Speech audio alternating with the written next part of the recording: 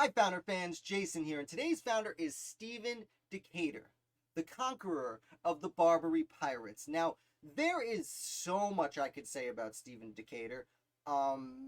There should be entire movies. You could probably make 5 movies about his life with all his adventures, despite the fact that he dies fairly young, which we'll get to. Now, this is going to be a brief overview of his life, and I'm going to note certain points that I think are noteworthy for fans of the American Revolution. So let's talk about it. Stephen Decatur comes from a naval family. His father had served in the Continental Army, and Stephen trains with his father and just trains in the family business in general as a youth. And while he's still in his teens, he joins the Navy and serves in the quasi-war with France.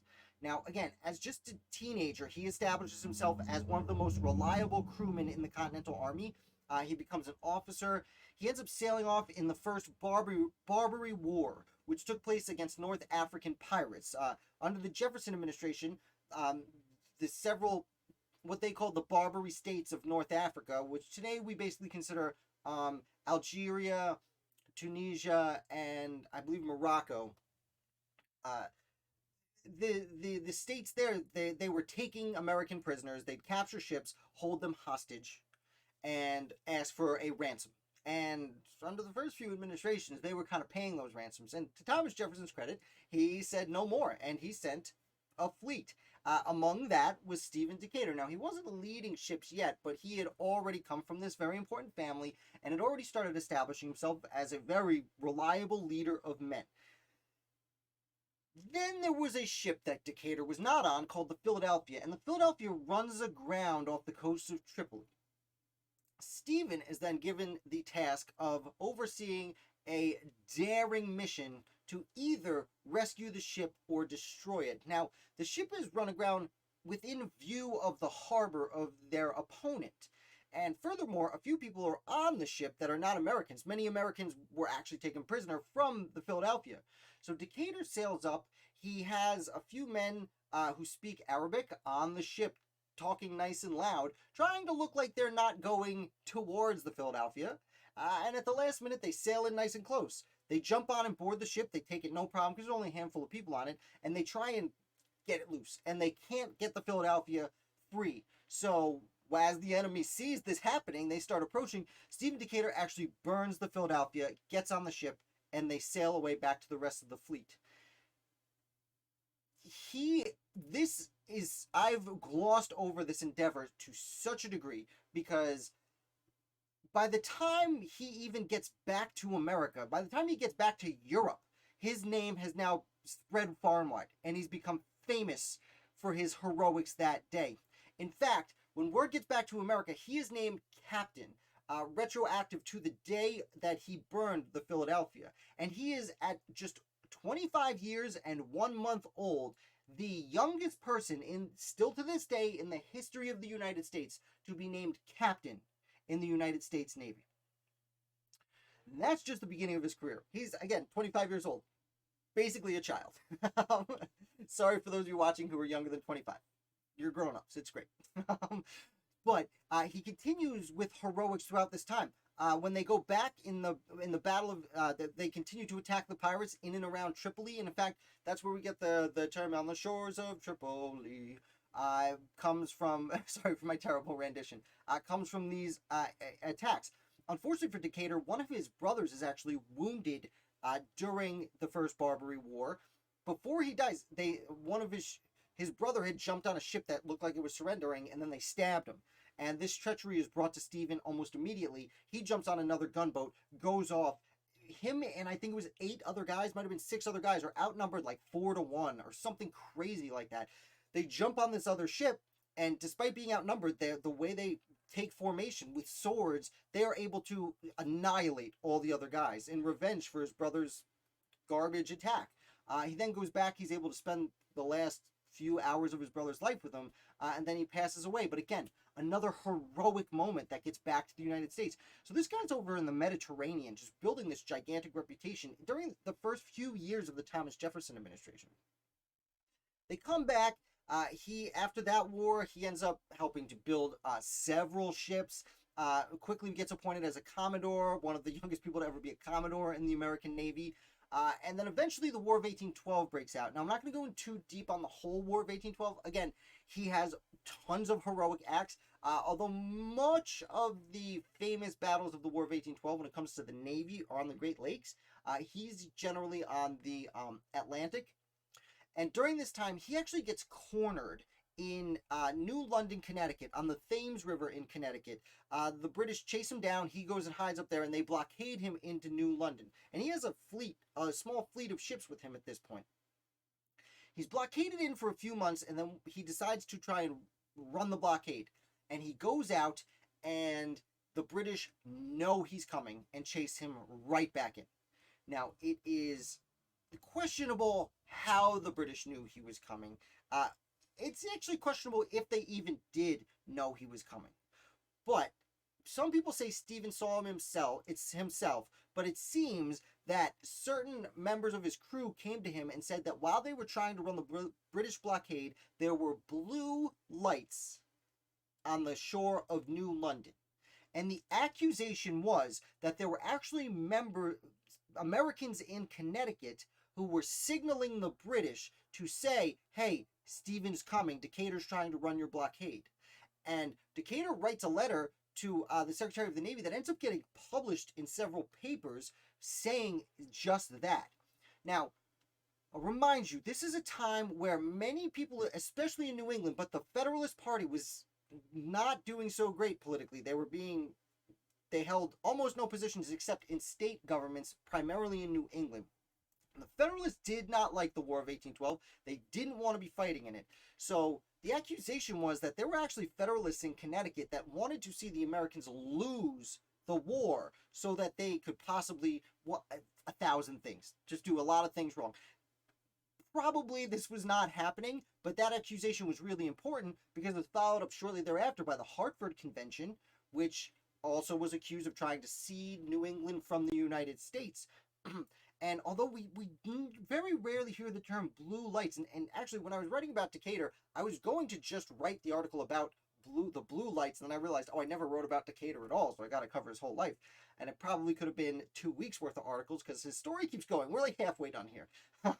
I'm making it as quick as I can, but I do want to note that these blue lights made the people of Connecticut, especially, and members of the Federalist Party, look not just like the minority party, but look like treasonous traitors to many people in the United States. And Connecticut was kind of known as the hotbed of treason because of this blue light scenario. Now, of course, the war ends later that year, and Connecticut's still part of the United States. But the blue lights, you see many founders at that time communicating, and even James Madison at one point, I read a letter where he was essentially brushing it off, like, yeah, I know about the blue lights, but it's just not as important as what we're talking about. We need to win this war, so who cares?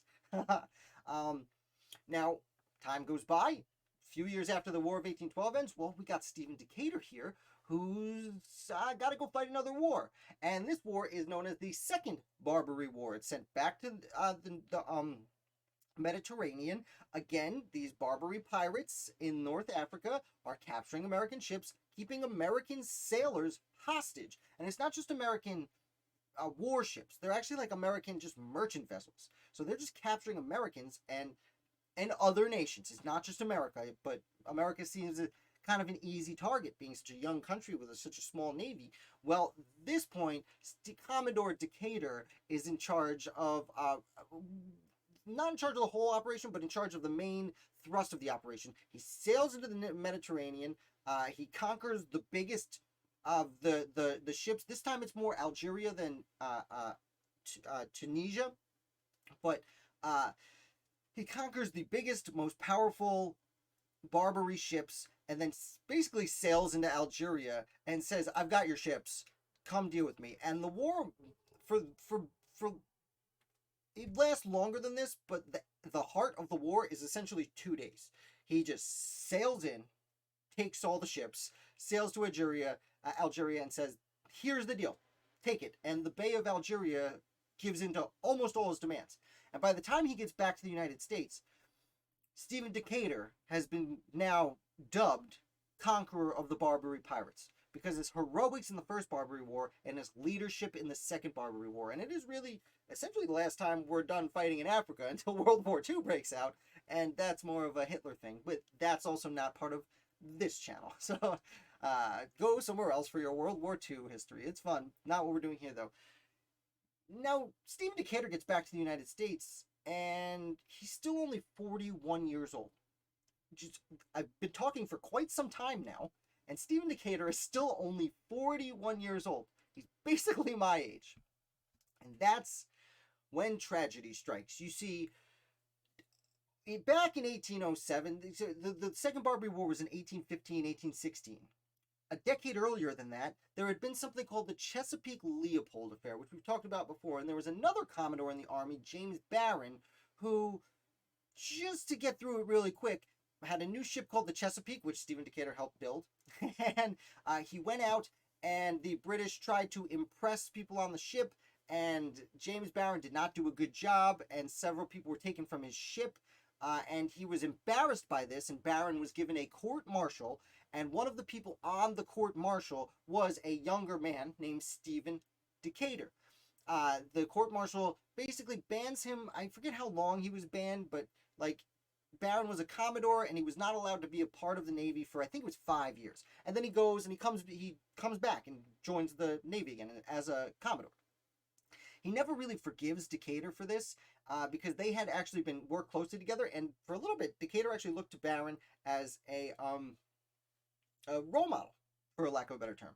Because again, he was super young compared to all these other seasoned veterans. So Decatur goes back home. When he gets home, well, James Barron says, "I challenge you to a duel." And I want a side note here. There was a real problem at this point with Commodores of the United States Navy dueling each other because they kept killing each other off. And sadly, it's no different for Stephen Decatur. Barron challenges him to a duel. Decatur's a man of honor. Now, this duel is different than almost any other duel I've ever heard. And I suggest you guys go and read about the specifics. I'll cover them as briefly as I can here. But they stand about 4 feet apart from each other. Or, I'm sorry, 8 feet apart from each other. So when they put their arms out, they are like point blank range. And one of the seconds says, "I'm going to count to 3.